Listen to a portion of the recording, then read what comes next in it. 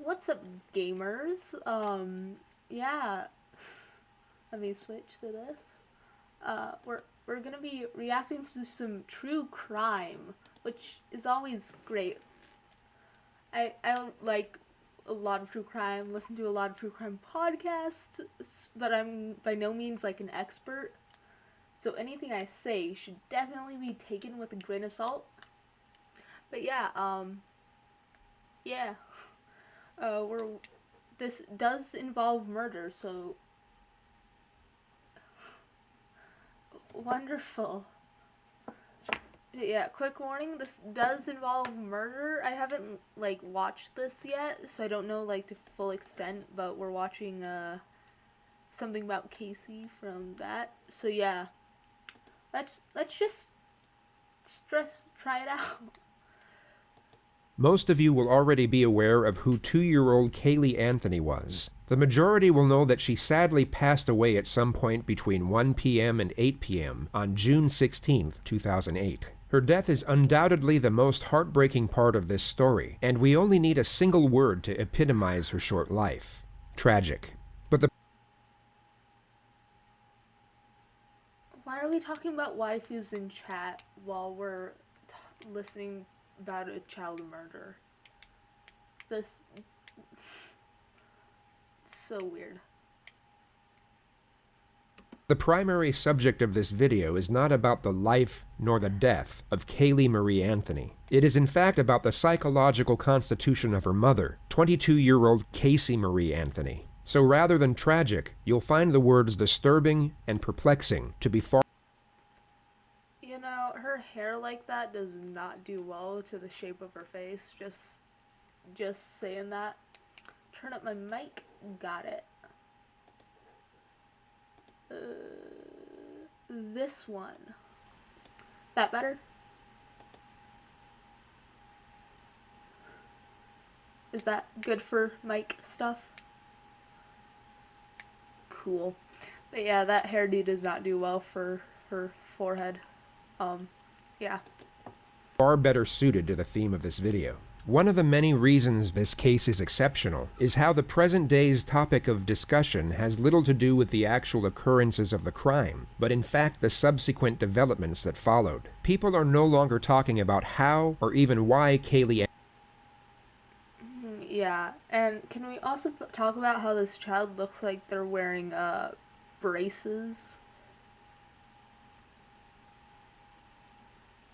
Like, yeah.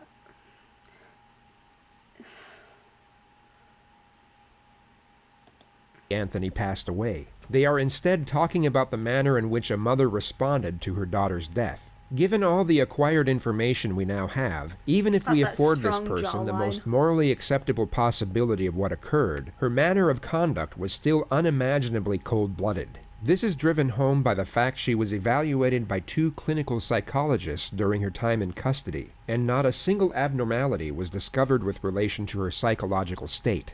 In other words, there were no signs of mental illness whatsoever. Yeah, that's actually really uncommon for murderers to not like have some sort of psychological problems. Like especially in the more gruesome crimes like child murders. Like a lot of big serial killers show signs of mental illnesses. Now that isn't an excuse like at all, but like yeah, there's a lot of mental illness in the whole thing. This makes the character study of Casey Anthony just as fascinating as it is terrifying. A human being's state of mind is something most accurately assessed with the full capacity of hindsight. So before we evaluate our first segment of raw footage, here's a quick rundown of each of the essential moments that will give you a broader understanding of what we're actually dealing with. On the 15th of July, 2008, Orlando police received a call from Cindy Anthony, the grandmother of the victim. 911, what's your emergency? I called a little bit ago, the deputy sheriff. I found out my granddaughter has been taken. She has been missing for a month. We're talking about a 3-year-old little girl.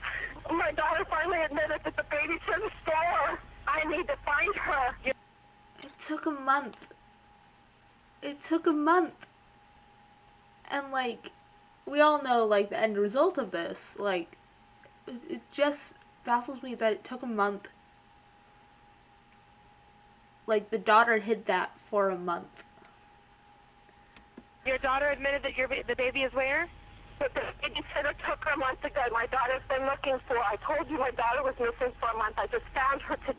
If the daughter was looking for her, then she would have gone to the police to look for her. Just putting that out there. Because, like, if you're looking for a person, then you probably should go to someone that could actually help you find the person. Today that I can't find my granddaughter. She just admitted to me that she's been trying to find her herself.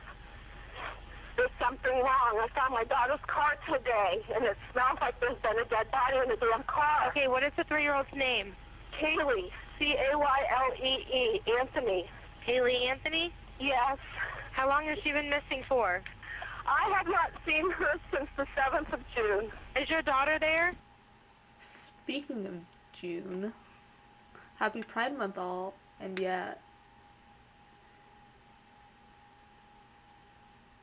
So the babysitter, I remember like quick blips of this, and I'm sure they'll talk about this on this channel, but she was lying about the babysitter stealing the daughter. So that like is just bold lying.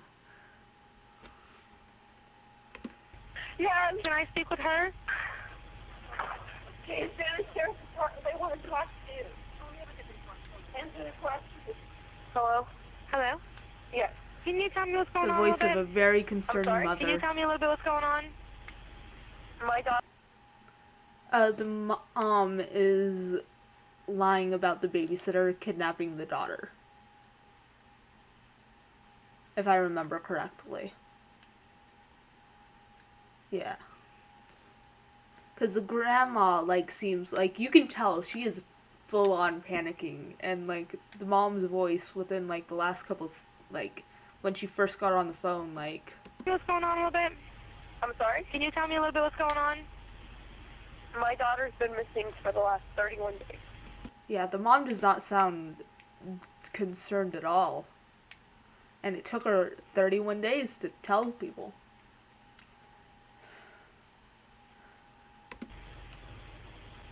And you know who has her?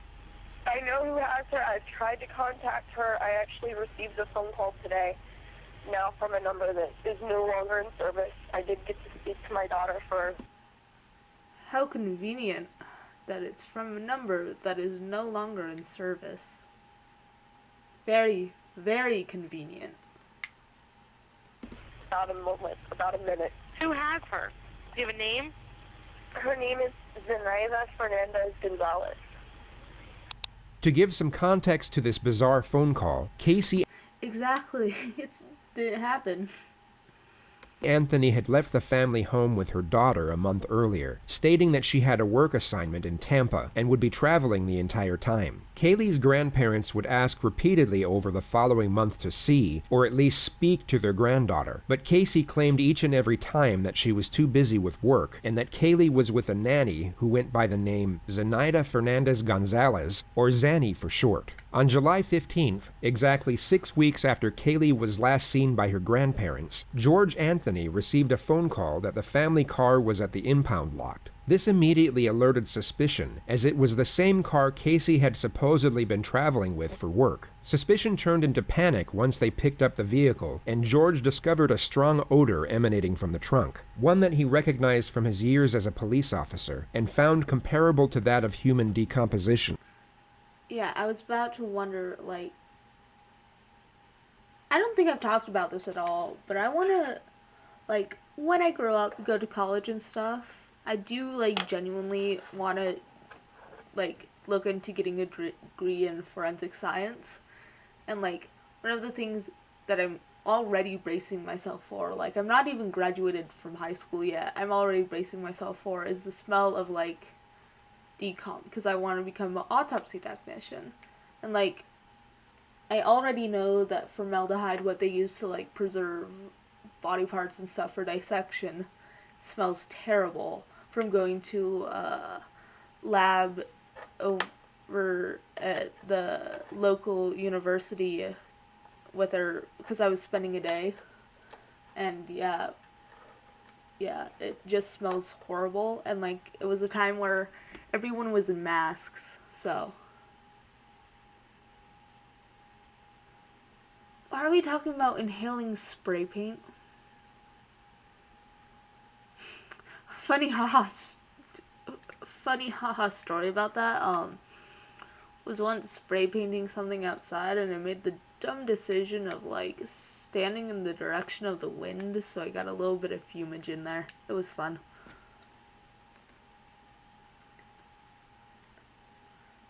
Okay. Through contacting one of Casey's friends, her parents managed to track her down at her boyfriend's house in Orlando, where they were found smoking marijuana and watching TV. When inquired over the whereabouts of her daughter, Casey stated that she had been kidnapped 31 days before by the supposed babysitter. It was at that moment reported until the grandmother was suspicious. Well, technically it was a grandfather, but, like, still. Very, very suspicious. Cindy Anthony called 911. 911, what's your emergency?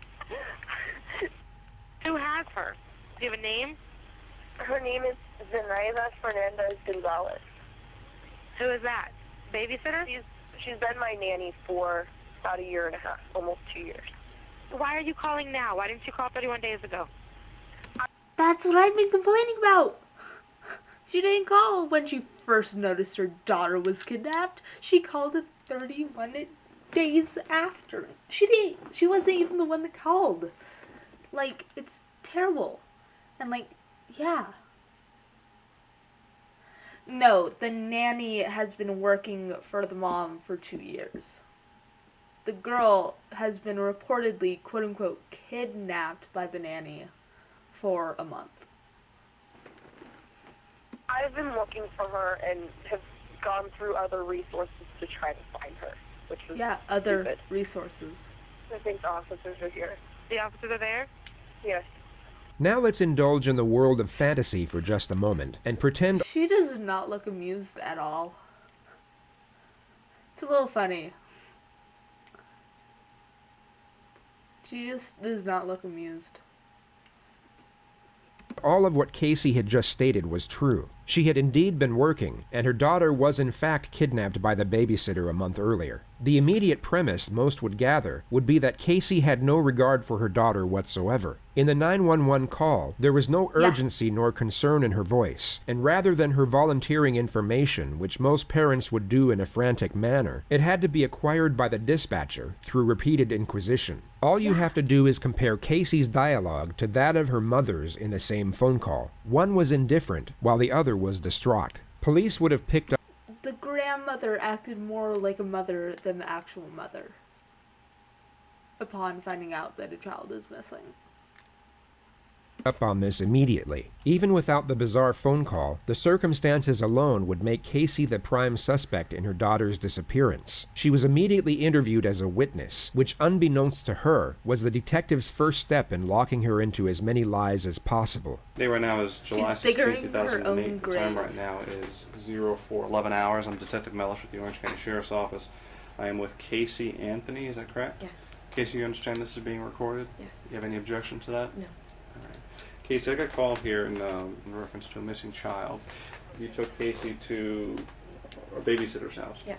And who was this babysitter? Her name is Zenaida Fernandez Gonzalez. Okay. How long had you known Zenaida? Almost 4 years. It'll be 4 years Christmas this year. And where did you meet her? Who did you meet her through? A mutual friend. His name is Jeffrey Michael Hopkins. I met him at Nickelodeon University.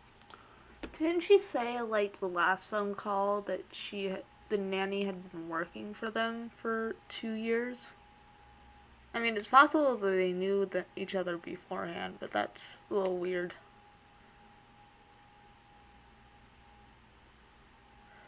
Let me go back. It's hyphenated, so it's 2 last names. So it's like, yeah. Alice. Okay. How long had you known Zenaida? Almost 4 years. It'll be 4 years Christmas this year. And where did you meet her? Who The did you meet her through? A mutual friend. His name is Jeffrey Michael Hopkins.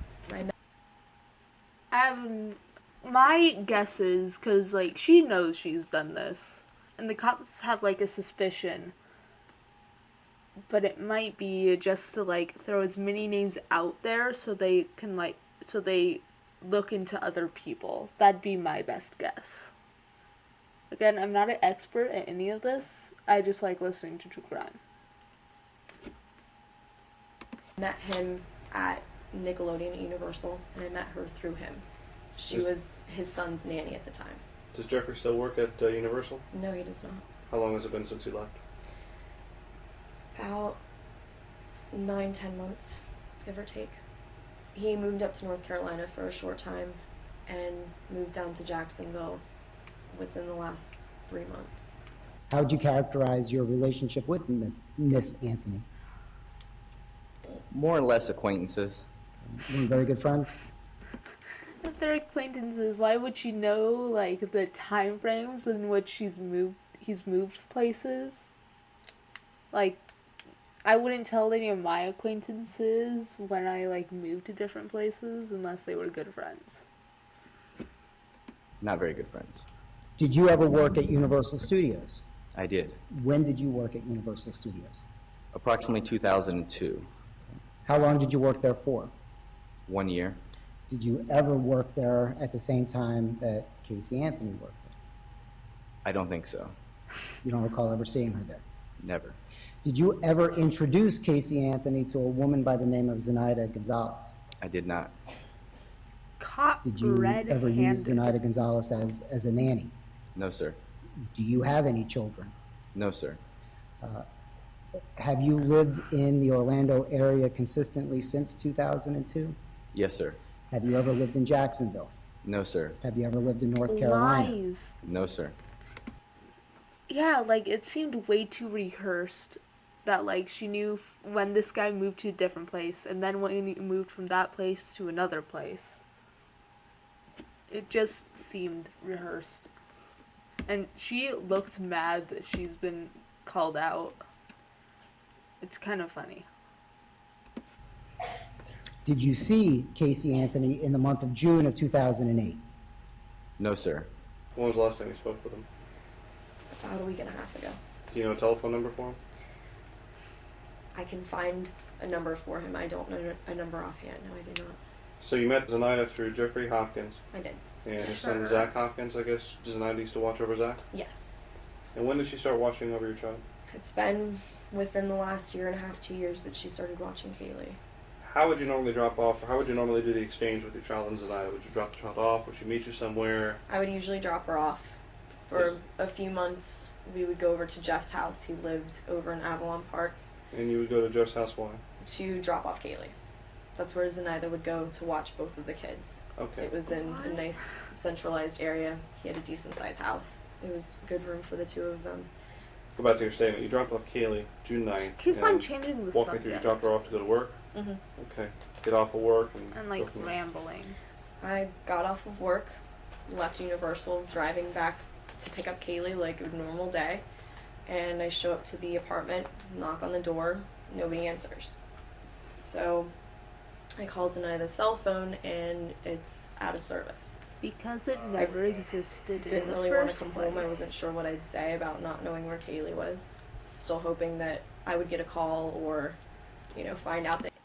If you're waiting for a call, you wait like maybe a day, especially if it's your child. If you're waiting for like someone to get back dropped off, you wait like maybe a day again.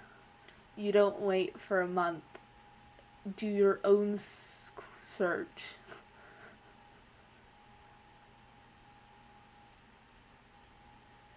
Yeah, there's like it's funny. There was this one guy I was listening to, like my favorite true crime podcast, Morbid. And like there was this one guy that would change his story within the interview, and like it's happened so many times and it's hilarious. That Kaylee was coming back so then I could go get her. And I ended up going to my boyfriend Anthony's house, who lives in Sutton Place. Did you talk to Anthony about what happened with Kaylee? No, I did not. Have you talked to anyone about Kaylee? This about lady your is incident so with Kaylee? annoying. Or the fact Outside that of- she's missing? A couple people, a couple mutual friends. Who did you talk to about it? Why didn't the mutual friends go to the police if you told them about it? That's what we got a question here. And this is all under the premise, like, assuming, her ability to lie isn't good. Which is good, like, it means that, like, she'll be caught. But it's kind of funny yet irritating in the same place.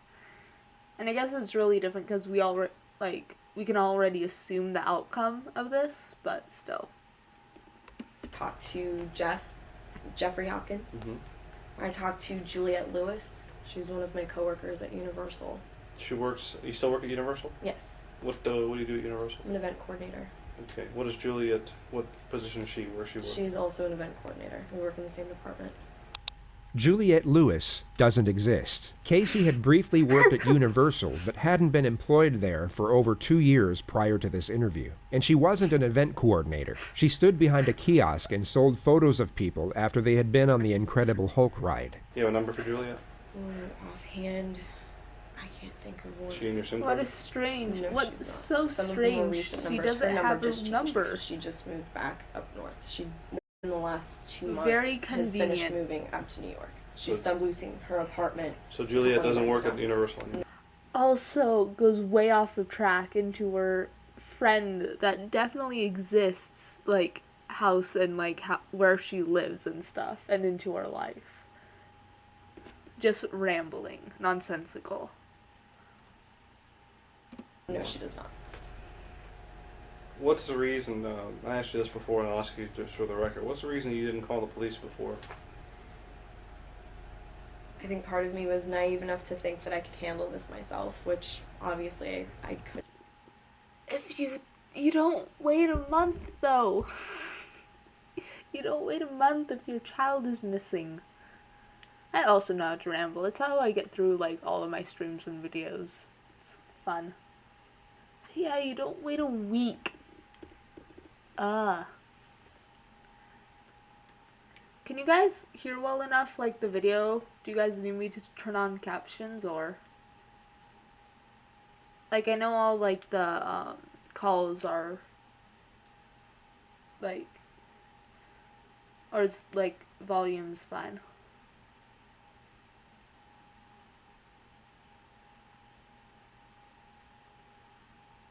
Okay. Didn't. And I was scared that something would happen to her if I did notify the authorities or got the media involved. That's why you Fear go of to the the unknown. Fear of the potential of Kaylee getting hurt, of not seeing my daughter again. I asked you this at the onset and asked you before we went on tape, and I'll ask you again just to make sure we're clear. Is there anything about this story that you're telling me that is untrue, or is there anything that you want to change or divert from what you've already told me? No, sir. very fast answers. Wouldn't be suspicious cause if you any didn't injury know to they your were child, incorrect. Kaylee? No, sir. Did you hurt Kaylee or leave her somewhere and you're No. worried that if we find that out that people are going to look at you the wrong way? No, sir. And you're telling me that Zenaida took your child without your permission and hasn't She's returned her? the last person that I've seen with my daughter, yes. Is she Puerto Rican? Is she Dominican? Is she white? She's mixed. She's black and Puerto Rican. Is there any underlying cause to why Zenaida would have taken your child? Nothing that, Did she ever make any statements to you about... only how much she loves Kaylee and how great of a kid she is. Yeah, and the strangest thing is, like, if the babysitter wanted to kidnap the child, why wait a year and a half or, like, 2 years to, like, kidnap her? Why wait that long? I mean, surely at some point you would have, like, known the routine.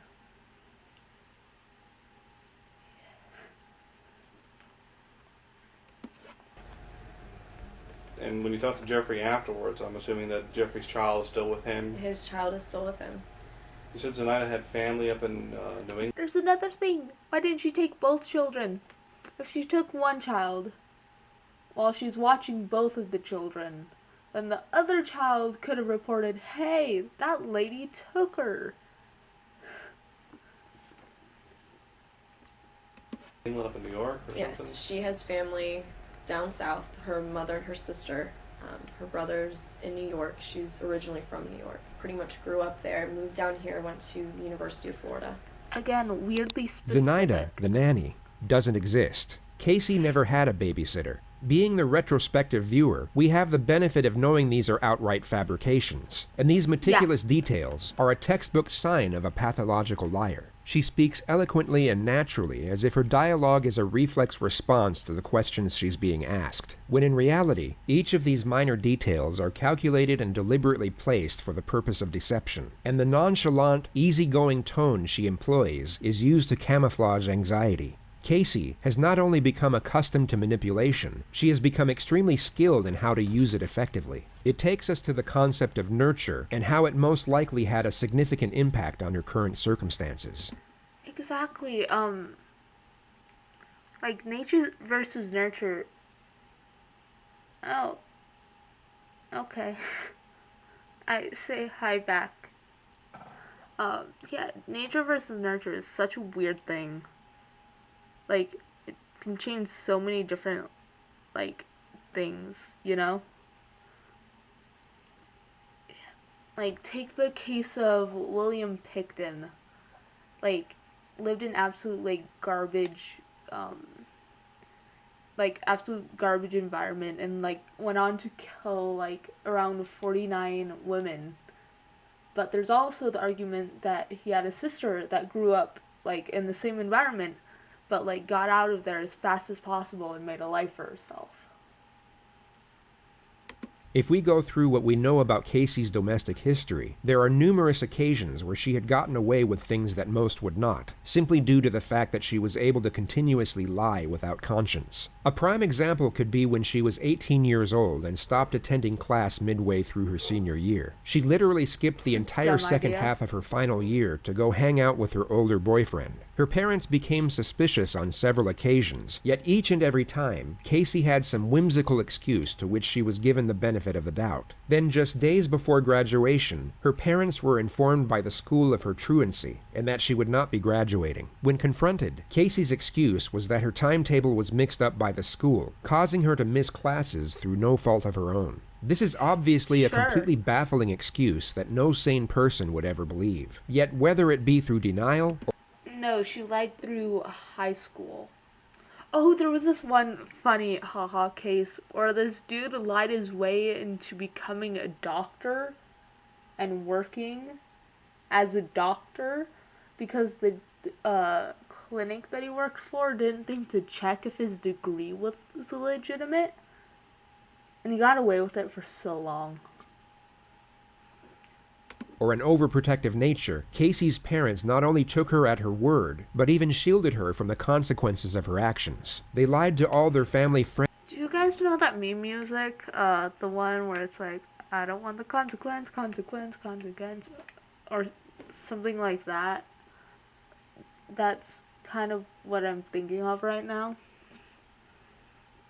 Friends that she graduated with honors, and even threw her an extravagant graduation party the day after. This is just one of the many occurrences where Casey faced no ramifications for misconduct. It seemed to give her the belief that no matter what she did, as long as she could spin one lie after another, or at least drag a lie out for as long as possible, everything would work itself out. The truth is that everything did work itself out when she was dealing with her parents, and she evidently thought the same rules applied with regard to national law and a missing child's investigation. After the initial statement you just heard, it's so weird, like, sorry I'm pausing so much, but I keep on getting reminded of things. Like, it's so weird. There was this one case where this dude, like, helps straight up murder the parents of his girlfriend, and thought that since he was the son of like a diplomat or something in a different country, he would at least at most get like 10 years, but he didn't, and it was funny just hearing how he was like still like tried in the US and stuff. Casey was asked if she could take police to all places of interest. She happily obliged, and then proceeded to lead them to a multitude of fake addresses which she had nothing to do with. She then took them to her supposed office at Universal Studios and literally led 3 senior investigators to the very end of the building, taking over 25 minutes to walk to, before she finally turned around, put her hands in her back pockets, laughed, and admitted that she didn't work there. Completely dumbfounded, the detectives placed her under arrest and took her to a conference room in the building for what was essentially an That face is great. It's straight up meme face.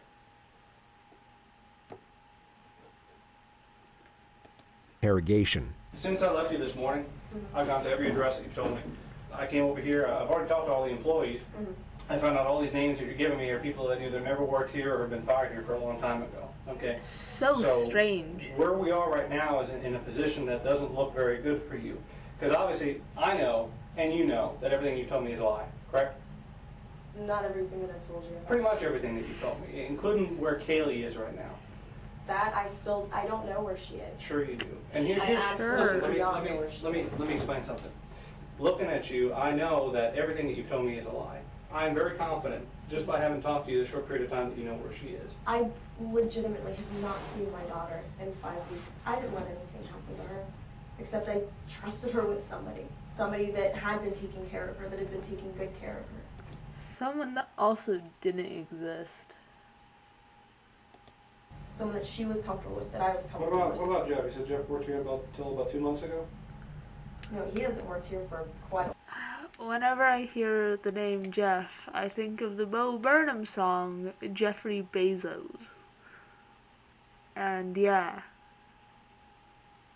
all that goes on in my head is Bo Burnham references. It's fun. 10 months? How long? It's been at least 10 months. Okay. He got fired in 2002. He hasn't been an employee here since 2002.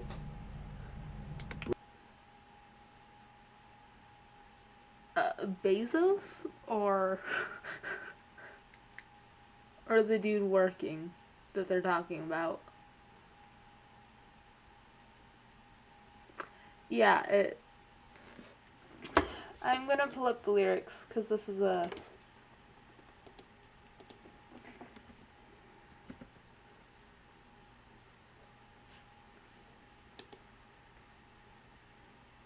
guess it's not. Oh, it is. See, yeah. Full name is Jeffrey Preston Bezos.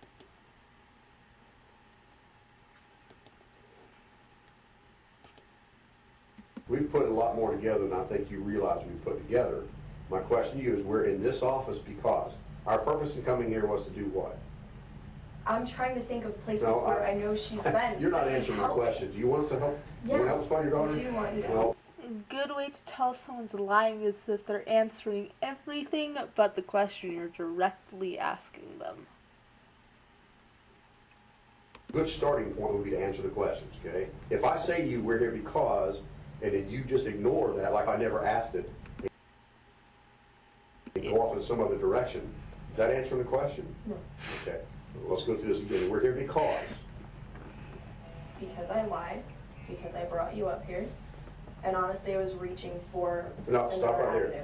I want you to tell me how lying to us is going to help us find your daughter. It's not going to. Yeah. Well, then if the main thing you want to do is find your daughter, and you don't think lying to us is going to help us find her, why would you do that? Because I'm scared, and I know I'm running out of options. It's been a month. What are you scared of? I'm scared of not seeing my daughter ever again. I'm a parent too. I would have been beside myself. I have been. I would have called the police immediately, and that's the part that I just don't understand. Well, I didn't know we've got so what many to do. resources out there that we could help on day one. You didn't know what to do. What you do is call the police and tell people. I didn't know what to do. At that point, I'm thinking, okay, they haven't been gone that long. Maybe I can find them. Maybe I can track them down. We're not stupid, okay? And what you're doing right now is you're treating us like we're stupid. Everything that's coming out of your mouth is a lie. Everything. Either you gave Kaylee to someone and you don't want anyone to find out because you think you're a That bad is mom, terrible or something happened to Kaylee. That is terrible advice. Funny, but terrible. And Kaylee's buried somewhere or in a trash can somewhere, and you had something to do with it.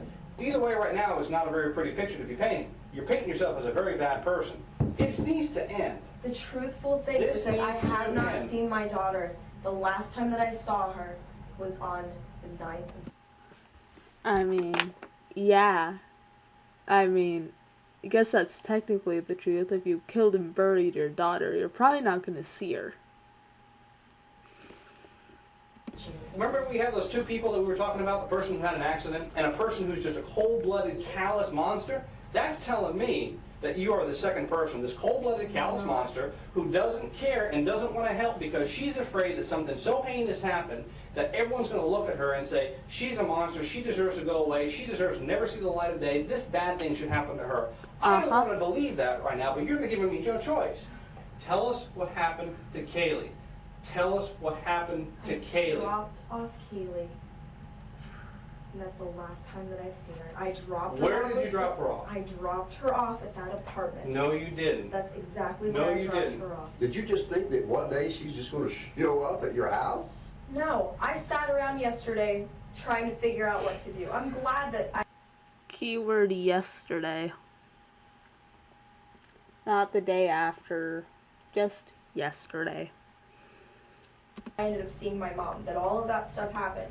It happened for a reason because You're glad you saw your mom. You could have saw your mom 5 weeks ago and said, Mom, I don't know where. I saw my mom's reaction right off the bat, and it would have been the same from the get-go. So why not tell her at the get-go? Like, yes, intensify the yesterday. Wait a minute, you're more afraid of your mom's reaction than you are if you ever see your daughter again? No, I'm absolutely petrified. Absolutely petrified. I know my mom will never forgive me. I'm never gonna... Mom will probably never forgive you because you kind of killed your daughter. I'm just straight up calling it.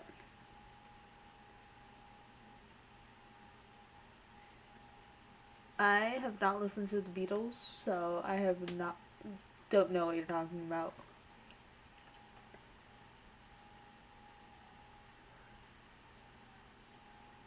Forgive myself.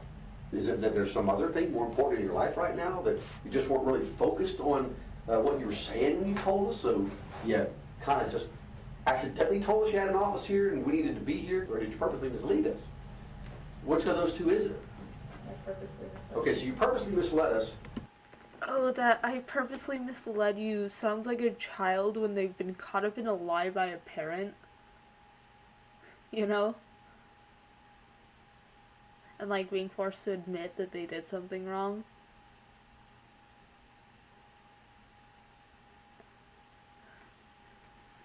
This was all an attempt to help find your daughter, right? That makes sense to you, correct? in a backwards sort of way, yes. Backwards sort I'm of way. coming back to places that are familiar to me, that I know are familiar to her. Familiar situations that maybe, just maybe would help. This lady is She's almost 3. frustrated. What do you think she's going to take a cab here? I mean, how do you think she's going to get here? Because she's with someone else. She's with someone else who's hid her from you for 5 weeks. Yes.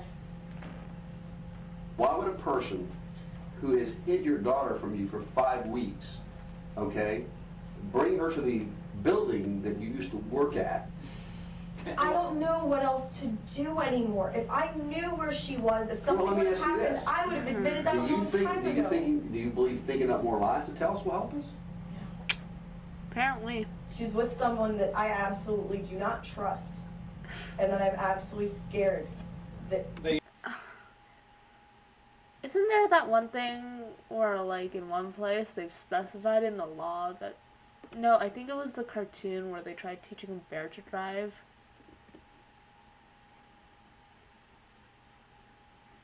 And I think the DMV would be able to tell if a 3-year-old is, like, if a child is 3.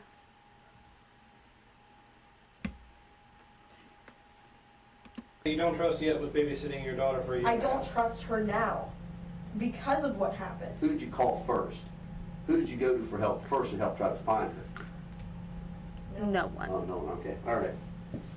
Okay. Well, I'm glad we got that straightened out. Casey was then taken to the county jail, where she in the evening hours was able to make a phone call, and just happened to see her mother on the local news moments before speaking to her.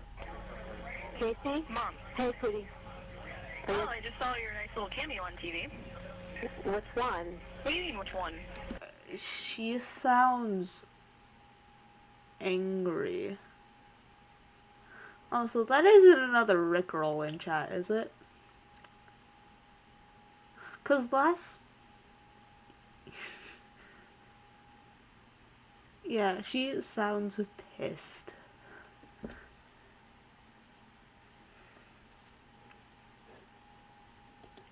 Which one? I did 4 different ones, and I don't know. I haven't seen them all. I've only seen 1 or 2 so far. You don't know what my involvement is and stuff? Casey. Mom. What? No. I don't know what your involvement is, sweetheart. You're not telling me where she's at. Because I don't f***ing know where she's at. Are you kidding me? Oh, it was! I totally forgot. That's from Gravity Falls. So long. I've forgotten. Hold on one sec. So let me get this straight. Your plan is to teach this bear to ride a bicycle? Nah, come on. Everyone's seen a bicycle riding bear. No. I mean, So let me get this straight. Your plan is to teach this yeah, this bear is what I to was ride a talking about. bicycle? Nah, come on. Everyone's seen a bicycle riding bear. No. I'm gonna teach this bear to drive. Yeah.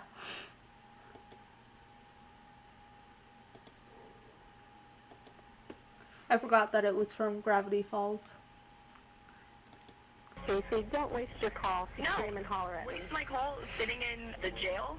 Whose fault is you sitting in the jail? You're blaming me. Exactly. Blame yourself for telling lies. You mean it's not your fault? What do you mean it's not your fault, sweetheart? If you'd have told him the truth.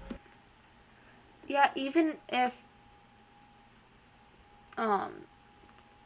if she, like, hadn't done this, I think she could be charged with, like, impeding an investigation or withholding evidence if she's lying about everything. I don't remember the, like, exact term.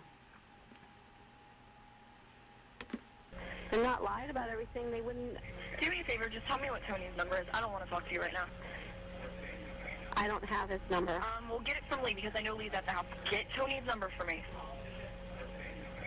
Hey, Hey, can you give me Tony's number? I can do that. I don't know what real good it's going to do at this point. Yeah, she already made her I'd phone like call. to talk to him anyway. Okay. Because I called to talk to my mother, and it's f***ing waste. Oh, by the way, I don't want any of you coming up here when I have my first hearing for bond and everything. I would not live to see another moment if I talked to my mother the way that she did to hers.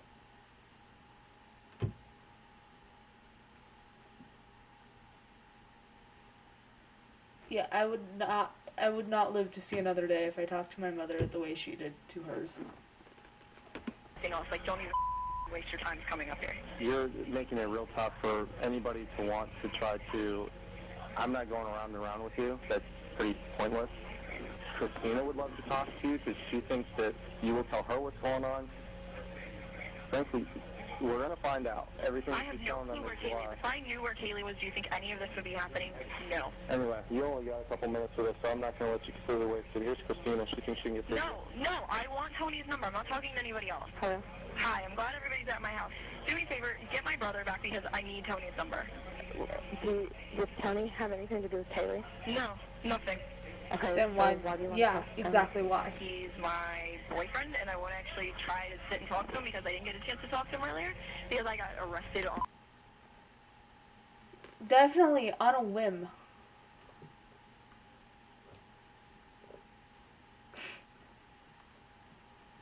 Where is this Anthony DiNozzo reference coming from, may I ask? And also, she didn't get arrested on a whim. Yes, I know where Anthony, like, I know what show, but what brought it up? Yeah. Like, she didn't get arrested on a whim. And also, I lost any coherent thought in my brain. Oh.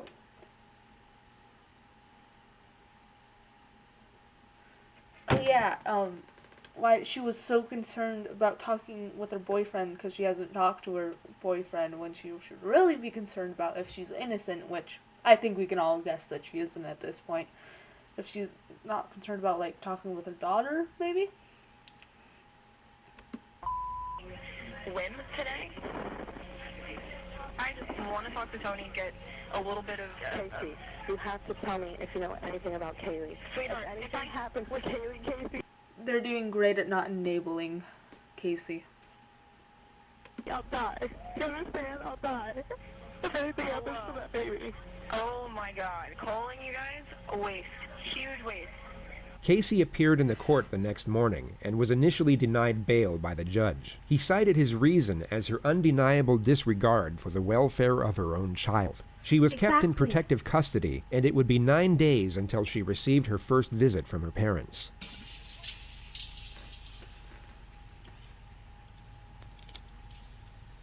Hi. Sweetie, we've been watching you for so long. You haven't? I love you. That's oddly suspicious, both the link that you swear isn't a Rickroll, and that she's laughing and smiling as she's on the phone in prison with her parents, like, getting visitation. I love you. I love you too. Hi. We've been seeing you sitting down. We forgive anything that you've said or done. Hold on. Can we turn the volume down? Yeah, you can probably hear it. My head's gonna explode. Yeah, sure. I didn't get a chance Giggling. to ask him, other things Kaylee's besides. picture's on the back. Is it? Can Dad? Pretty sure Never Gonna Give You Up is a song. Show me the shirt. Still baffling how she's just smiling, laughing Never along. Lose Hope Foundation. Do you see it? I can see Your part picture? of it, yeah. Have you seen me? And then it has the information on how to contact. Okay. Casey, you don't realize.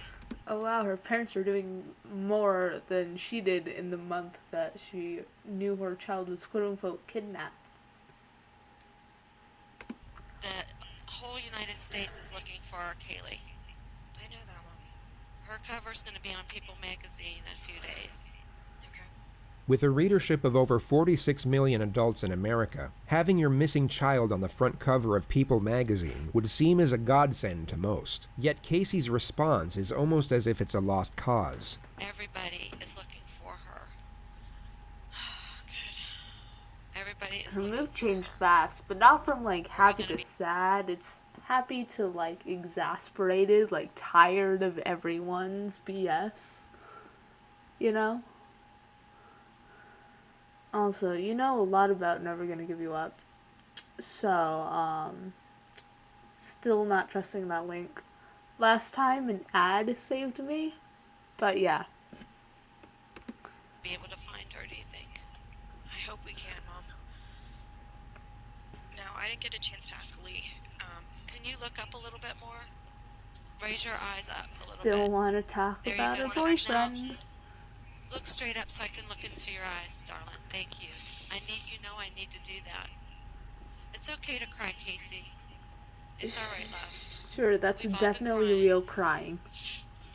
Setting aside morality and ethics for just a moment, Casey at this point would be emotionally exhausted. She had been sitting in an isolated jail cell for almost 2 weeks as the entire world was turning against her. Anyone in her position, guilty or otherwise, would be at near breaking point, and her composed exterior now finally slips. She, for a brief moment, allows herself to be vulnerable, and for perhaps the first time, expresses the pain of her situation. This is one of the few moments where Casey's true self is on display. Of itself, it's a touching moment between a mother and daughter, yet if we add in the context of the surrounding elements, she is only expressing this pain for herself. Just a moment ago, when she saw her deceased daughter's face on her father's shirt, none of this emotion came out. Casey, I want to ask you just a couple questions.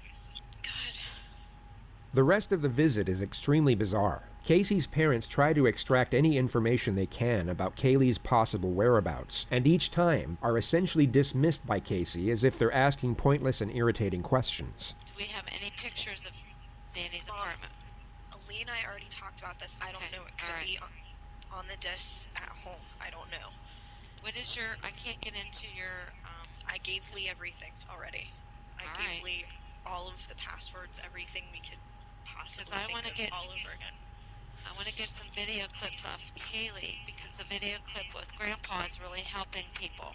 Still pictures don't show.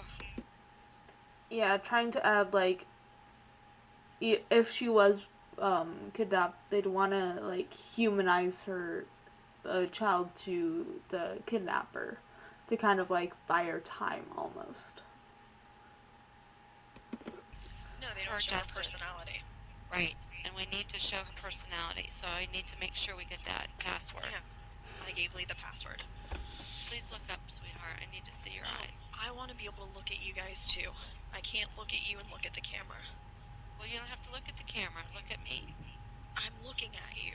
Okay. You're sitting very low. I know.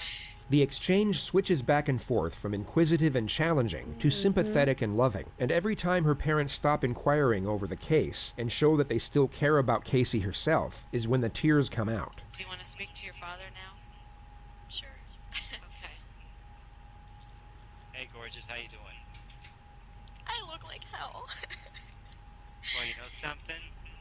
You really need to keep your spirit high for all this. I haven't been crying while I've been in here. Well, you know trying something? to read books and do other things to keep my mind off of stuff. Well, you know, I want to be able to reach out and hug you and give you the big Papa Joe hug. But you know, we got to get that little girl back any way we can, and we're Dad, doing everything we can. My only concern. I gave Lee a statement. Yeah, she goes from like sad to like annoyed in a split second. And like it's so weird. Give them a statement specifically from me. He's gonna give them an exact quote. Every time Casey's parents mention that people are willing to help with a search, Casey dismisses their credibility and even attacks some of their characters while she's at it. Tara? Tara from So Michigan. strange. It's almost as if she knows that that they won't find her daughter. So strange.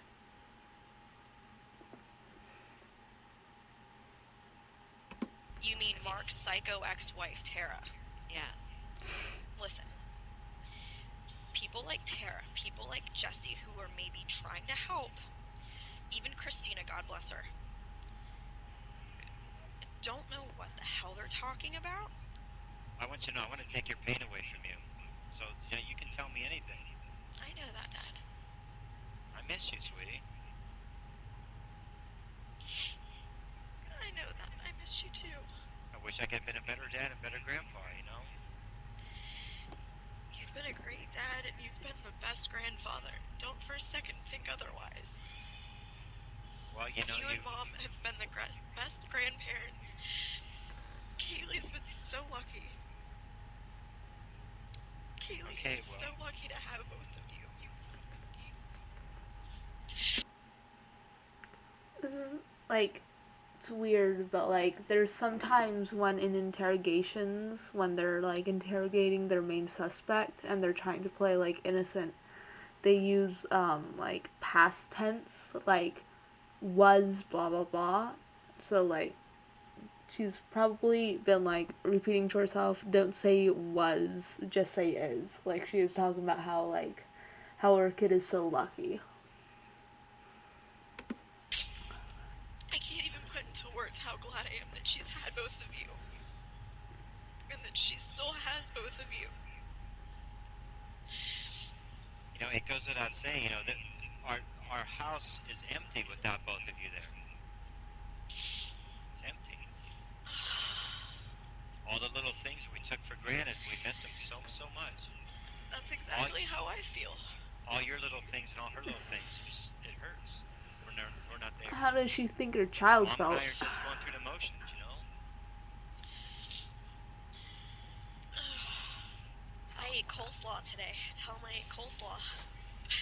Well, you'll probably eat a lot of things you never used to eat before because when you're hungry, you'll eat. I hated bologna. I've been eating bologna and cheese on occasion. Grits. I don't do grits at all. It's terrible. Well, you know what? You're going to eat what's in front of you. We get another glimpse at Casey's skill in fabricating information and her ability to intertwine specific details to afford her lies some credibility. These minor intricacies are what would make her extremely convincing if we didn't happen to know otherwise. They never searched by her full name. They searched by Zenaida Fernandez, whereas Zenaida I Gonzalez noticed you never by changed the her color. full name. And it's Z-E-N. Z-E-N-A-I-D-A. I don't think she has a middle name. There was never a middle name on anything that I remember seeing.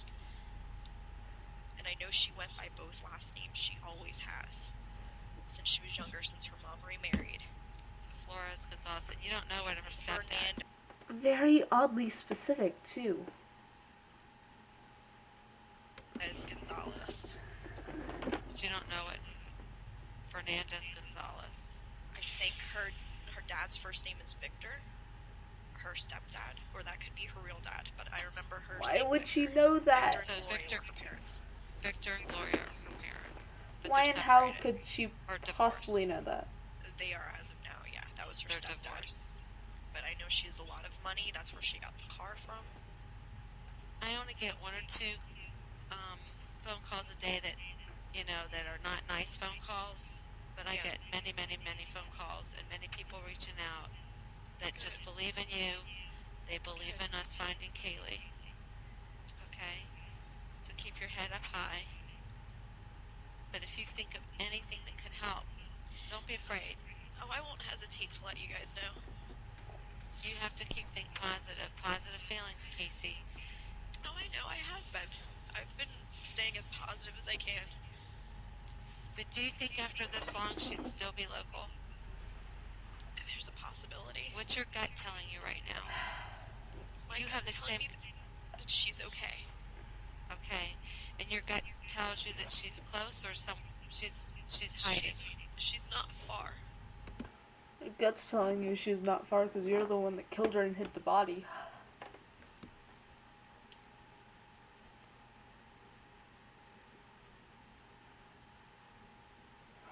Yeah, because, like, they go too far into detail. But it's like a finicky balance, I guess.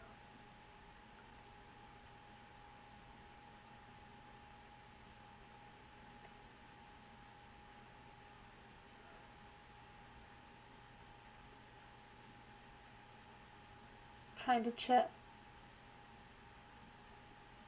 Yeah, I can't notice any misspellings in that, so.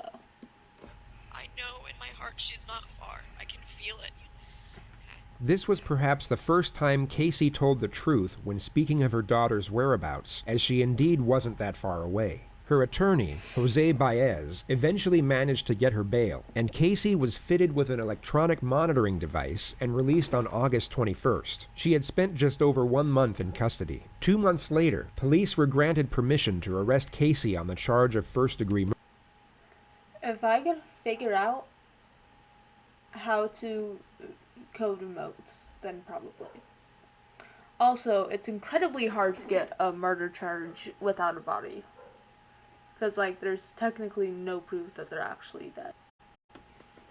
Murder. She was taken in for interrogation, but immediately requested her right to counsel. She was kept in the interview room while awaiting her attorney, and the released footage of that period is so bizarre to the point where it's almost comical. The detectives give off a passive, yet glaringly obvious vibe that lets Casey know exactly what they think, being that she is guilty of her daughter's probable death and a fundamentally terrible human being on every imaginable level. Casey's response to this is to essentially ignore. Narrator's going hard on this one. Like, it's funny though, so.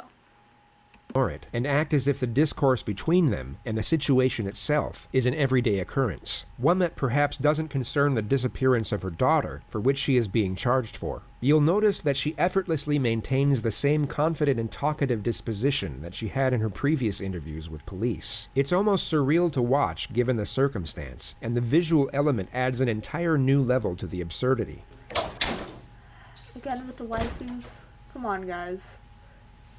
The first segment of footage shows the arresting officer waiting with Casey for the lead investigator to arrive. He initiates the conversation by bringing up the subject of Casey's parents. He asserts that he's worried about them, but the actual message he's putting across is that he essentially knows Casey is guilty and that she isn't fooling anyone. It's an indirect yet obvious accusation.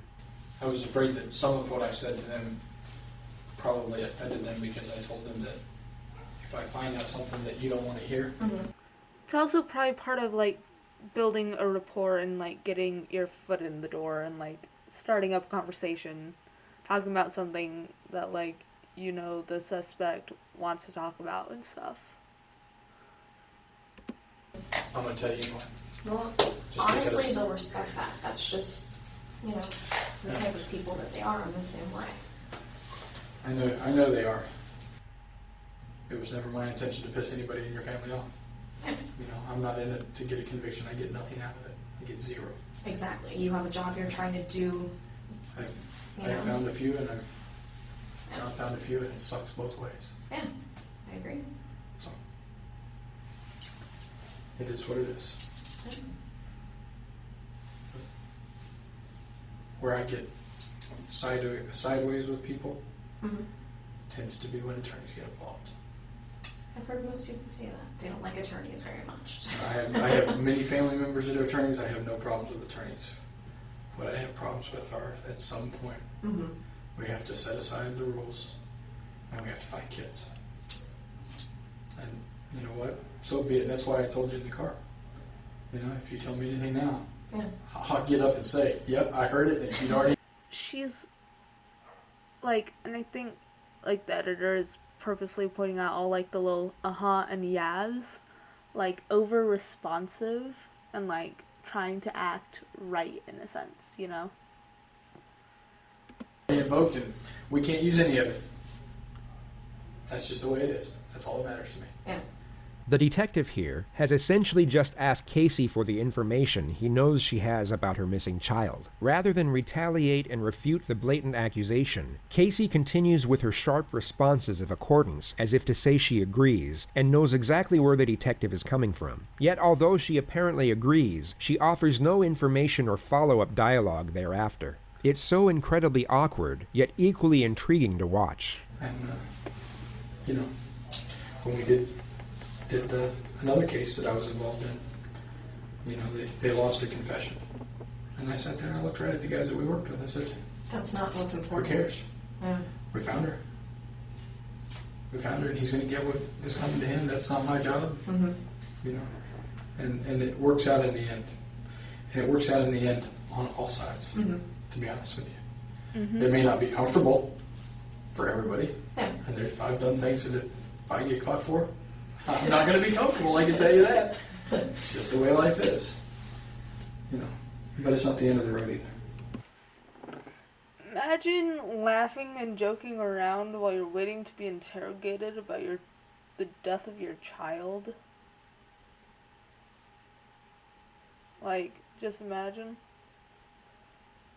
And like, yeah. And that's what we have to keep in mind. It's not the end of the road. You know? Casey then casually brings up the topic of the grand jury and the media surrounding her murder trial. She raises the questions as if she's talking about her favorite daytime TV show. Yeah, But if the subpoena itself is just a regular federal or grand jury subpoena, that's public record. Yeah. It doesn't say what it's for. It doesn't say what case it's in. It doesn't. It just says you're subpoenaed to appear before the grand jury. Well, with them announcing that, you know, there was going to be a grand jury, and obviously my name was thrown out, they knew who the grand jury was for. Who threw your name out? All of the media said that it was from an inside source, meaning in here. So that's where they all say is. I can tell you what I think of the media and what I think of people who leak stuff to the media. I think it's garbage. Yeah, but I agree. That's the next way to put it. Yeah, it's tough. Like so many like actors and actresses have been like harassed by the media, and like there's no sense of having a like private life once you're out there, you know? That doesn't make it any less necessary. Without them, I'll be quite honest, without the media, we don't find a quarter of the kids that we... Oh, I agree. It helps. The exposure has helped bring in so many tips for my daughter. But at the same time, what it creates is it creates a monster that otherwise isn't necessary. Exactly. The tips are what the tips are. If it was a local media only, it would be much easier to work. Yeah, and it's so sad. Like, so many tips are just like people trying to BS their way through it and like lying. And it's sad. Yeah. When you make it the national media, then you come up with... You get the Nancy Graces. Well, you get the tips also that come from Hawaii that say, I saw Kaylee. Really? Okay, let me call Hawaii and let me send them out. Let me do that. Ones that are a little bit closer. Those are what I consider local. Because like they have to look into everything. That's contiguous. Just in case like one of them is actually people are correct. Only getting their information from the Nancy Graces or from Globe magazine or People or stuff like that. Are you kidding me? You're not going to break bad, right? All right. We're going to call him on my cell phone. Okay. I know this is. Oh, yeah, that's not good. Pull it back there. Just slide your hands out. No, I honestly can't. So they're a little tight. Thanks for entertaining us. Just slide your Way to hands go, out. Corporal Edwards. Actually, if I could, I would have done that for you. Do you know Baez's phone number off the top of your head? No, I do not. How can we get his cell number? Or his number? I know his office number. What is that? What about someone being electrocuted? Where did we hear that from, chat?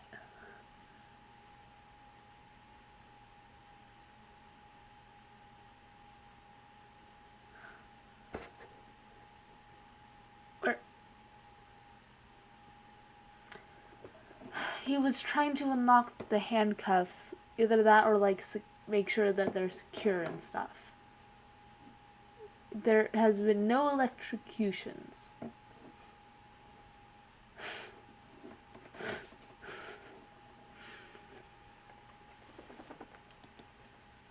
407. I've identified myself. You know why you're in custody. Yes. And you signed this. You want your attorney present. Yes.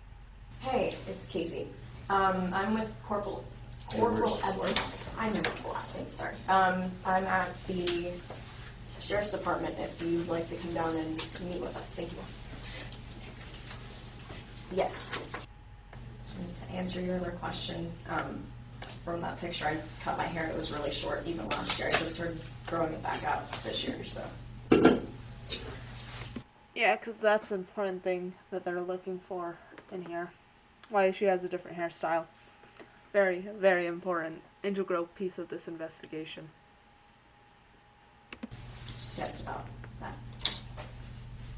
Okay. It's been a long day. It has been. How was my dad this morning? He had a hard time. Yeah. Honestly. I only saw from the media and got a chance to hear him talking to my mom. I spoke to him last night and this morning for just a quick second before he left, so.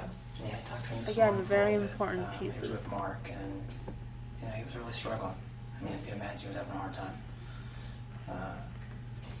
He was being called in to essentially provide testimony to indict you, Mhm. to at least, and he was really struggling with that. Yeah. And I felt bad for him, I'll be honest with you. I truly did. Well, I even told him last night. I know he was subpoenaed, and under the law, he had to answer whatever questions were asked him, and I told him to do what he had to do. Imagine you were Casey, but void of any wrongdoing whatsoever. Your daughter was kidnapped 5 weeks ago, and now a detective who thinks you're the culprit is relaying the agonizing moments of your father providing information for your arrest. No matter how stoic or self-controlled your nature, you would most likely be in tears or completely enraged at the overwhelming unjustness of the situation. You anxious Yeah. about today at all? I have been. I mean, this is something, honestly, we've been preparing for from the beginning just because of words that were directly spoken from Yuri Melich and also from Sergeant Allen. They were saying that this is what they were planning on doing from the very beginning, from that first day. So they wrote me off within the first couple hours. That was the only time they ever made any effort to try to talk to me one-on-one. And No, it's kind of difficult.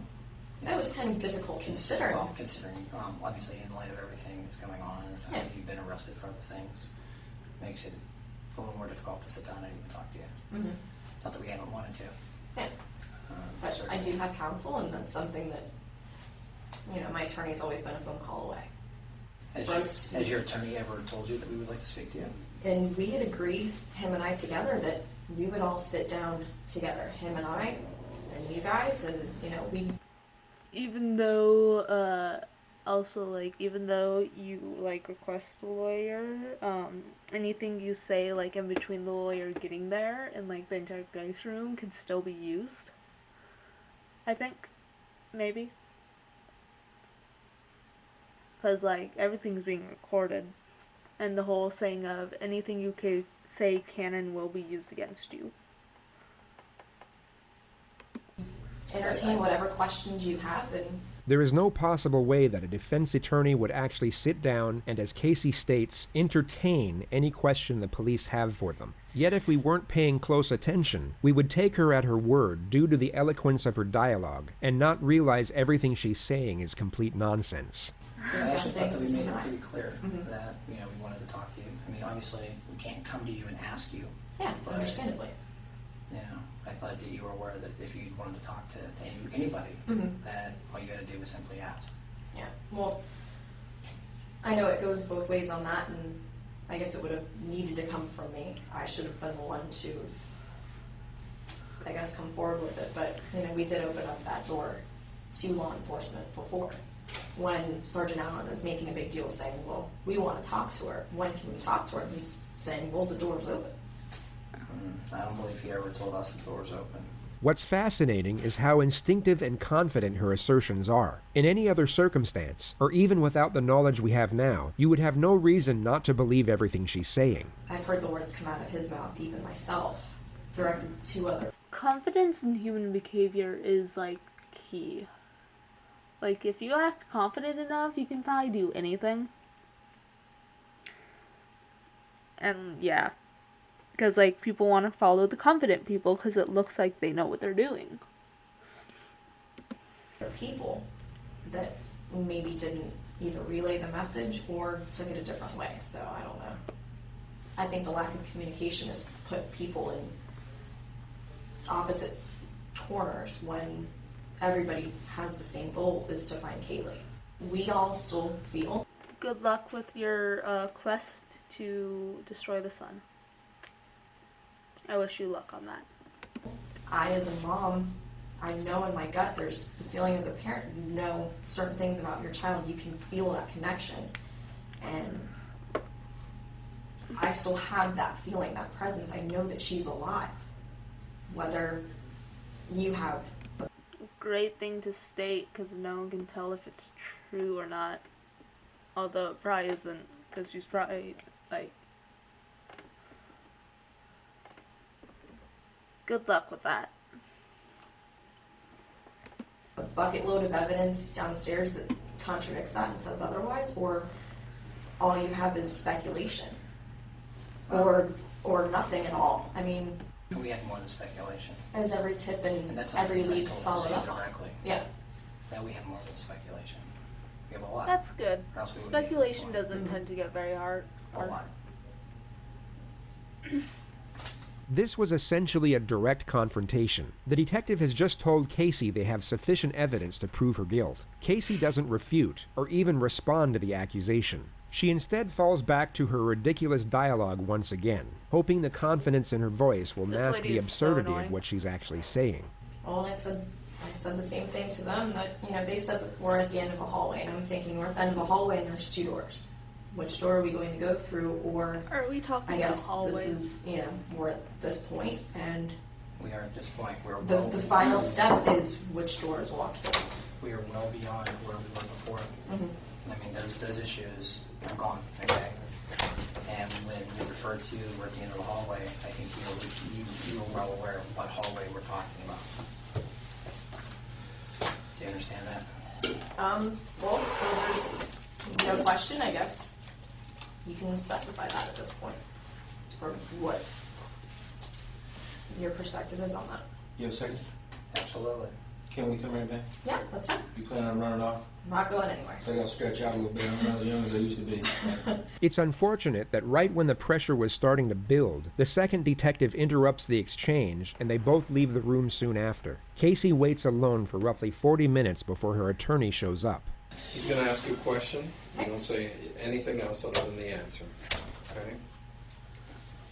And she's not going to do well with that. Based on our conversation today, and I read you that form, basically just same thing I said to Mr. Baez over the phone. If there's been numerous requests for opportunities to speak with us and come to a resolution here. And that's why we brought you here instead of the jail. Correct? Yes. Okay. Now, based on your request for us to call him and bring him here, he's here. So what we're going to try to do is give you a few minutes somewhere that's not recorded. No secrets, I told you. This room's recorded. I have to be able to approach my chain and explain why. The detective now guilefully takes Casey up on her previous offer. There's no interrogation room that isn't recorded. By the way, like, if you think you're in an interrogation room and left alone, you're not actually alone. It's recorded. Where she insisted they were willing to sit down with police and answer questions. But first, I needed you to tell him, in your own words, if you will, that you'd like to take the opportunity to deal with us like you've made that request in the past. So is that something you want to tell him? I told him the same thing we talked about before, that we would entertain any questions that they have. We would listen Entertain like it's and a game. discuss it, and if we have something to respond, we'll respond. Okay, do you want to speak to me in private? Yes. So we can clarify this? Yes. It would come as no surprise that no conference was to be had. Casey was instead taken to the county jail, where she would remain for 2.5 years awaiting trial. Once this footage was released to the public domain, the consensus was that Casey at best was a cold-hearted mother, and at worst, a hideous, despicable murderer. But what's curious is that although these opinions may be accurate, they came from a completely misguided big oof. notion, being that her behavior in the footage was entirely genuine. Casey was in all likelihood being completely fake this entire time. So you might be curious as to why a person would actually fake such a poised temperament, when it would be far more fitting to fake sadness and despair. We all have aspects to ourselves that are ungenuine to a certain degree. How we act at a business dinner won't be the way we are at home with our close friends or family. The more comfortable the setting, the more we can be ourselves. Those educated on Casey's past would assert that she was Exactly. I'm a different person at home than I am at school, because like different environment. It's what the mask is. It's what the point of the mask is. I haven't actually listened to the song. All I know is those lines. was rarely sad, rarely angry, but always this bubbly and agreeable personality, even when it didn't suit the situation. She was one of those people where something just seemed off, but you couldn't quite put your finger on it. The evidence put forward suggests that Casey was fake in every single setting and with every single person all of the time, a trait that might go unnoticed in everyday life, yet POV, you're at the murder trial of your child, and you're the one being accused. I don't think that's the face you'd have, though. would clearly stand out when shown under the microscope of a criminal case study. Casey had become so accustomed to this fraudulent way of being that it even came as a natural behavior to her in the extraordinary setting we see here. And the assertion is that because Casey knew just how well she could fabricate this character, she thought she could use it to mask her anxiety, and thus conceal guilty behavior. Casey, in all likelihood, had little to no regard for her daughter. That's not even an argument anymore. But her true temperament here would likely be far more apprehensive due to the concern over her own welfare. Every time the detective insinuated an accusation, Casey kept the same tone, same demeanor, and same confident, lighthearted disposition. If you took her out of this interrogative setting and placed her in the mall with her friends, it would seem completely normal. She would be Yeah, it's also like with a phone call with the parents. Like, when the parents would talk about, like, the child, like, she wouldn't care. But, like, as soon as it got to her, she was like, yeah, and started, like, getting emotional. No idea. You're the only active one, though. be faking her personality in both environments, yet we are only able to realize it in one. This type of mindset is linked to sociopathy. Whatever the situation or circumstance, they need to have an advantage over you. So how do they do this? They lie. And if you're wondering, well, how do you not know, like, how many people are in your chat? I turn off viewer numbers, because then it's, like, less anxiety for me. And also calculate how they are going to feel and react to a certain situation before it occurs. The entirety of her focus was on making herself look good rather than being worried about the actual quality of her character. Casey, in a nutshell, was an inauthentic person, long before she ever gave birth to her ill-fated daughter, and her skill at deception alongside her manufactured personality is Roll for deception. Get a good, like, D20 in here. arguably the most terrifying part of this entire case. On December 11th, 2008, just under 5 months since she was reported missing, Kaylee's skeletal remains were discovered in a swamp less than a mile away from the Anthony household. She was wrapped in a Winnie the Pooh blanket and then placed in a canvas laundry bag. Duct tape was discovered around the nose and mouth area of the skull, and her That is so bad. Like, imagine the, like, last thing... Yeah. This case is bonkers and so annoying. This lady is just crazy. And it took 2.5 years for her to finally get tried. But, like, it's, again, really hard to convict someone of a murder if the body hasn't been found.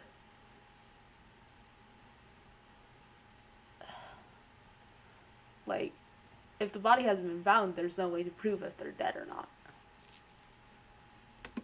Her death was ruled a homicide. Prosecutors in the case then announced they would be seeking the death penalty. There were a multitude of discoveries made in the lead-up to the trial, and many believed it to be an open and shut case due to the damnatory nature of the evidence. On the last day Kaylee was seen alive by anyone other than her mother.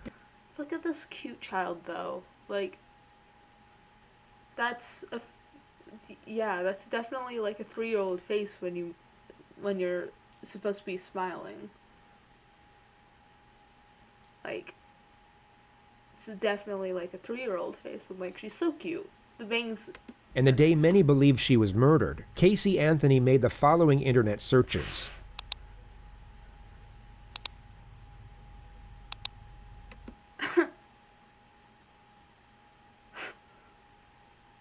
I like the first one, but yeah, nothing is ever deleted, like ever truly deleted, even from like a camera, your search history, like nothing is ever truly deleted, and people will and can and will go through it. Dogs are great. I have 3 of them. They're all gremlins, but great. Why are we talking about Cowboy Kings in chat? That's... no.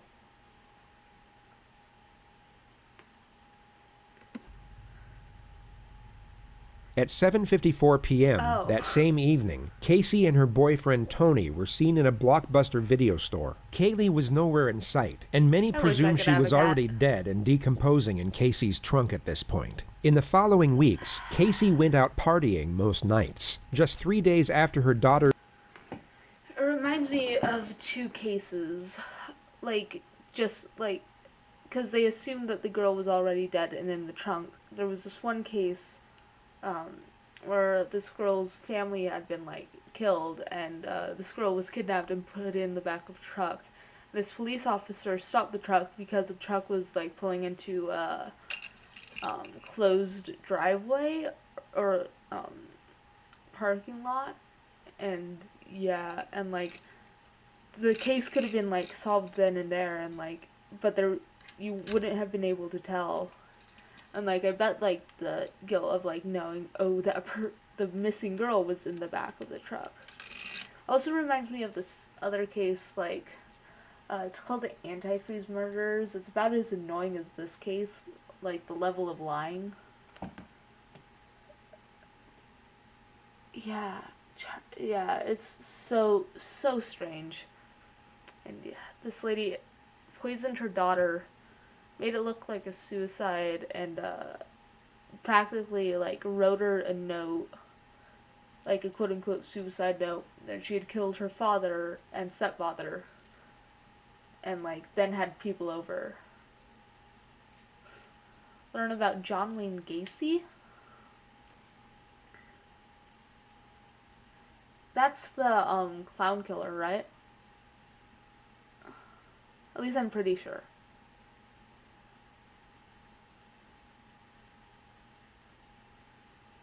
Yeah, the original. The whole system is really weird. Supposed abduction, she was captured in various photos participating in a hot body contest. 12 days after, she got a tattoo on her back saying Bella Vita, an Italian motto that translates beautiful life. She also made an entry in her diary around the same time which read, I completely trust my own judgment, and I knew that I made the right decision. This is the happiest that I have been in a very long time. I hope that my happiness will continue to grow. I'm willing to bet money that if the mom didn't want the kids, then the grandparents could have, like, taken her in.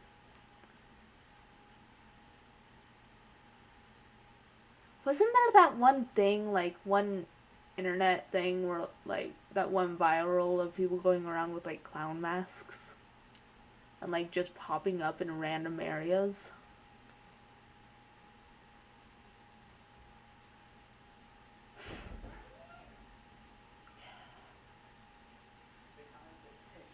She should have just passed on the daughter to the grandparents. A lot of this could have been avoided. A lot of murders could have been avoided. The trial commenced on May 24, 2011. The gist of the prosecution's argument was that Casey suffocated her daughter with duct tape and then placed her in the trunk for a few days before disposing of her body in the swamp. The motive for the murder was the primary focus during their opening statement. This isn't just a case about Casey Marie Anthony.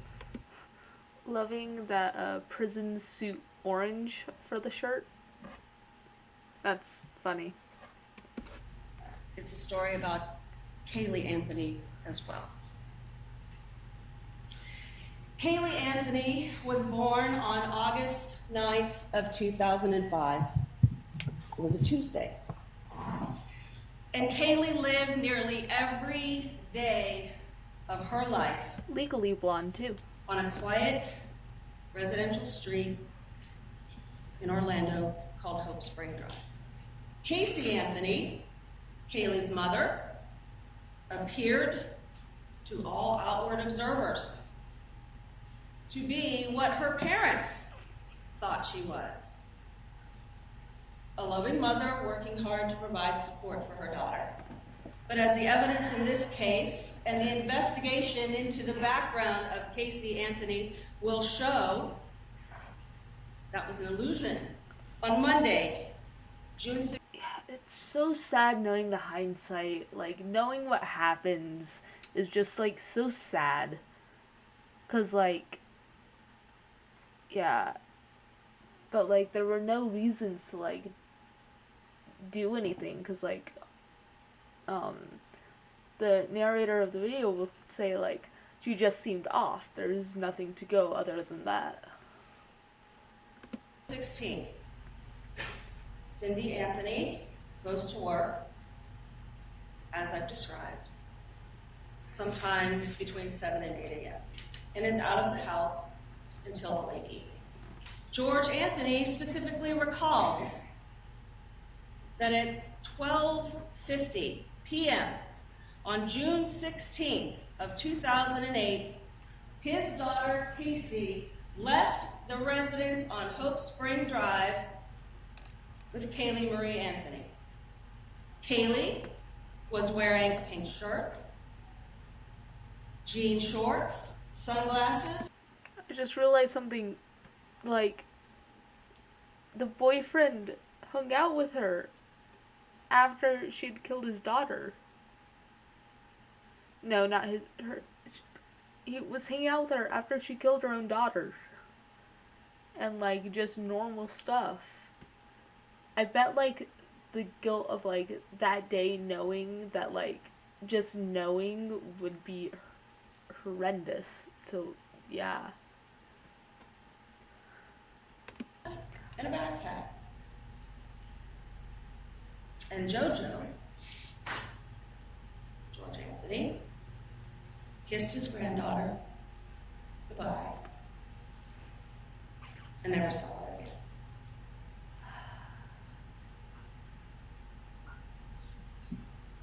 In fact, no one but Casey Anthony ever saw Kaylee Marie Anthony alive again. The feeling of betrayal the daughter must have had.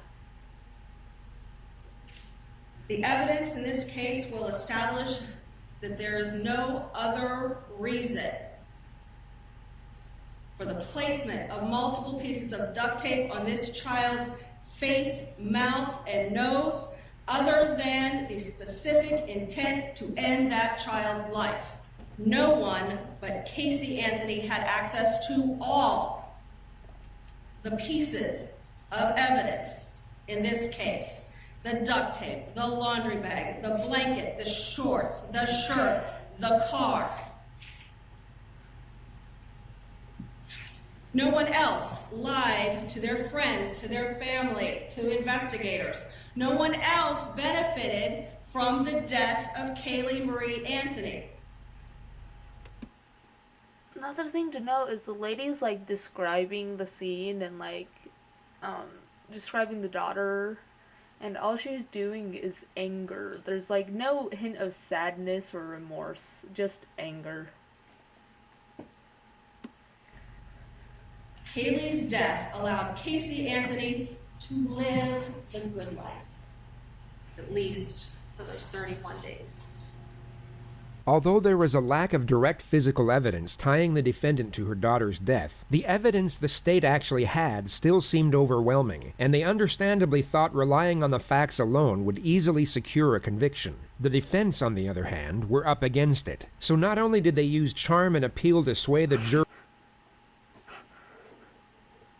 Can we take a look at this dude's face, though? Because it's a little funny. It's a little ha-ha funny. This dude's face. Jury's attention away from the evidence, they dropped an absolute bombshell in their opening statements to create as much doubt as humanly possible.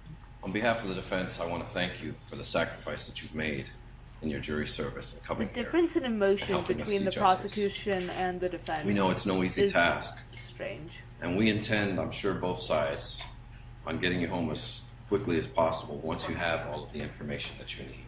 Everyone. Yeah, that's the one concern. Getting it home as quickly as possible. Not convicting a child murderer. That's definitely what's happening right now. Who wants to know what happened? How in the world can a mother wait 30 days before ever reporting her child missing? Yeah. It's insane. It's bizarre. Something's just not right about that. Well, the answer is actually relatively simple. She never was missing. Kaylee Anthony died on June 16, 2008, when she drowned in her family's swimming pool. Well, the reason we're all here is because not of the commonality. I'm sorry, what? I don't know if you guys heard, but he just spun that the daughter drowned in the family's swimming pool. Which is why there was duct tape over her nose and mouth.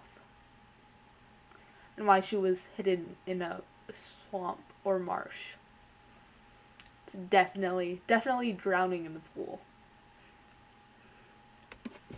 Of this tragedy, but of the uniqueness of the family that it happened to. You will hear This about dude is already annoying ugly me. things, He's been talking for less secret than a minute and he's already annoyed me. things that people don't speak about, things that Casey never spoke about. On June 16, 2008, after Kaylee died, Casey did what she's been doing all her life, or for most of it, hiding her pain. Going into that lying dark your way corner through things. and pretending that she does not live in the situation that she's living in.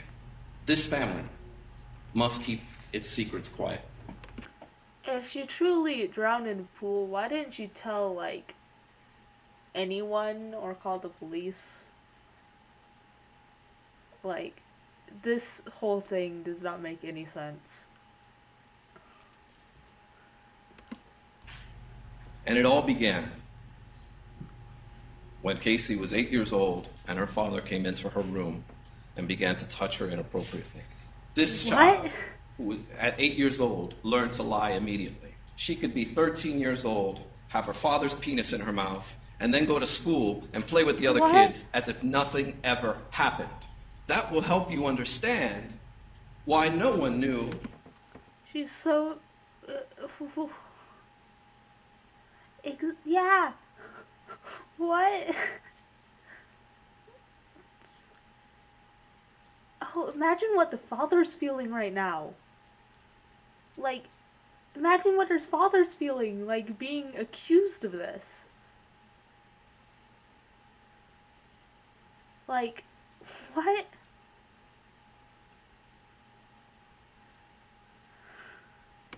That her child was dead. The trial would go on to last 6 weeks, with the prosecution exposing the truly dark and deceptive nature of Casey's. Let's get an effing chat for both the child that died and the father who had to listen to that and basically be accused of being a pedophile. His character. While the state relied on fact, the defense clung on to theory and proposed every conspiracy under the sun in the hope they would create enough skepticism and confusion. One of the more noted details of the trial was the courtroom presence of Jose Baez. He had an exceptional ability of narrative control and storytelling, and his capacity to create a connection with a jury seemed far more adequate than that of the state. This was recognized and mentioned multiple times in the media, yet the overwhelming majority of those following the case were almost certain that it wouldn't be enough to save the defendant. Closing arguments were put forward on Sunday, the 3rd of July. When you have a child, that child becomes your life. This case is about the clash between that responsibility and the expectations that go with it and the life that Casey Anthony wanted to have. Casey meets Tony. Tony has this life. He's free.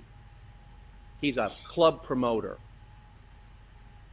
He's out there at night with the loud music and dancing, and it's a great, free life.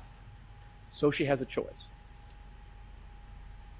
A life tethered to a child, or a life free to be 22.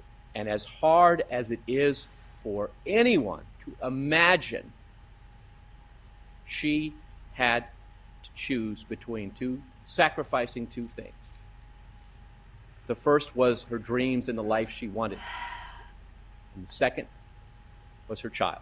She could have given her child to her grandparents. And we submit to you the evidence in this case shows killed her. That the choice she made was her child. Here we are at the end of our journey. Can't wait to hear what this dude says. I have to tell you that I probably think you have more questions than you have answers.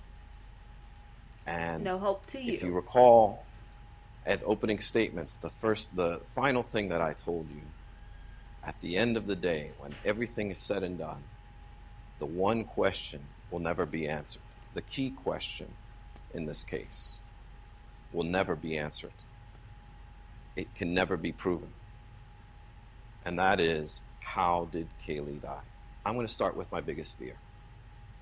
I'm going to tell you right up front. Start with my biggest fear. And that is, how did Kaylee die? She died because she had... This dude is... I can't tell who's annoying, this dude or the mother while being interrogated. I'm going to start with my biggest fear. I'm going to tell you right up front what I fear may happen in this case. And I want to talk to you about it and explain why I feel that way. This case deals with so much emotion. I know that there were times where every single person in here felt something deep down inside. Your rules of deliberation, what the law is that this case must not be decided for or against anyone because you feel sorry for anyone or are angry at anyone. You'll notice that Mr. Baez locks the jury's focus on this while subtly concealing this. He presents the argument that the prosecution has purposely got the jury emotionally invested in the case in the hope it would push them towards a guilty verdict. You should feel sorry for the child. Feel sorry for the dead child. Yet in this exact same statement, he himself is getting them emotionally invested for the exact opposite reason. While refuting the prosecution's supposed attempt to entice anger, he subtly attempts to evoke empathy. Say what you want about this attorney and the ethics of his conduct, but what you are about to witness is expertly done, and what many believe to be what saved Casey Anthony's life. And that's because, obviously, we want you to base your verdict on the evidence, not on emotion. And it's my biggest fear because it's such a difficult thing for you to push aside. Yeah, because they've provided so much evidence. That is such a thing that they did. All the conspiracy theories, definitely evidence. Kaylee Anthony was a beautiful, sweet, innocent child who died far too soon. There's no doubt about it, and that is not disputed by anyone. But to parade her up here, to invoke your emotion, would be improper. It's improper under the law, and it's improper as to the rules of your deliberation. He went on for a great length of time talking about this beautiful child. Not on his evidence, not on the evidence that was presented before you. It was to set up the emotion for what was to come. And that is exactly how this case was presented. They didn't come right out the gate and show you the evidence. They gave you 2 weeks of testimony that was completely irrelevant and served only one purpose. And that was to paint Casey Anthony as a slut, as a party girl, as a girl who lies, and has absolutely nothing to do with how Kaylee died. And this prosecution was geared in such a manner that it was deliberate. The prosecution looks so done with him. They look so done. And their faces just say, yeah, get this over with. It was methodical, it was thorough, and it was detailed. Mr. Baez then focuses on the fact that the state has the burden of proof, and thereafter continues to intertwine the two essential features of his argument, empathy and doubt. Don't speculate. Don't guess. It has to be proven to you beyond and to the exclusion of every reasonable doubt. If you don't know what happened, it wasn't proven. We don't want you to tell us what you think happened. We want you to tell us what was proven happened. That was his entire that's the difference here. Defense. Because you know what? We can go on and speculate all day long as to the different theories that were posed before you, as to the different possibilities. But the truth of the matter is it must be what was proven. There are no mysteries to solve here. There should be no mystery before you right now. If you have questions, then it was not proven. And that's as simple as it goes. Now, back to what I was saying with their initial setup, the way the case was presented, the first couple of weeks. You see, the strategy behind that is if you hate her, if you think she's a lying, no good slut, then you'll start to look at this evidence in a different light. You'll start to, oh, wait a minute. Maybe I'm seeing something that's not there. And start to actually discriminate against her rather than give her the standard that is afforded to each and every citizen in our country. And that is that the state, that the government come in here and prove their case beyond and to the exclusion of every reasonable doubt. But you can get away with that if we can get a jury to hate her. But you're here to fulfill an oath. You've labored tremendously over this journey. And we're going to ask you to render a verdict of not guilty on these charges because they simply were not proven. And they're simply not true. For the 9th Judicial Circuit in and for Orange County, Florida. State of Florida versus Casey Marie Anthony. As to case number 2008 CF 15606-0. As to the charge of first-degree murder, verdict as to count 1, we the jury find the defendant not guilty, so say we all, dated at Orlando, Orange County, Florida, on this 5th day of July, 2011. She looks like she's trying not to As to the charge of aggravated child abuse, verdict as to count 2, we the jury find the defendant not guilty, so say we all, dated at Orlando, Orange County, Florida, this 5th day of July, 2011, signed foreperson. As to the charge of aggravated manslaughter of a child, verdict is to count 3. We, the jury, find the defendant not guilty. So say we all, dated at Orlando, Orange County, Florida, this 5th day of July, 2011, signed foreperson. And juror number 12, were these your true and correct verdicts? Yes. Thank you. Okay. Will counsel and the defendant approach the podium? Well, That is I hope so annoying. That this is a lesson to those of you who have indulged in media assassination for 3 years, bias and prejudice, and incompetent talking heads saying what would be and how to be. That is so annoying.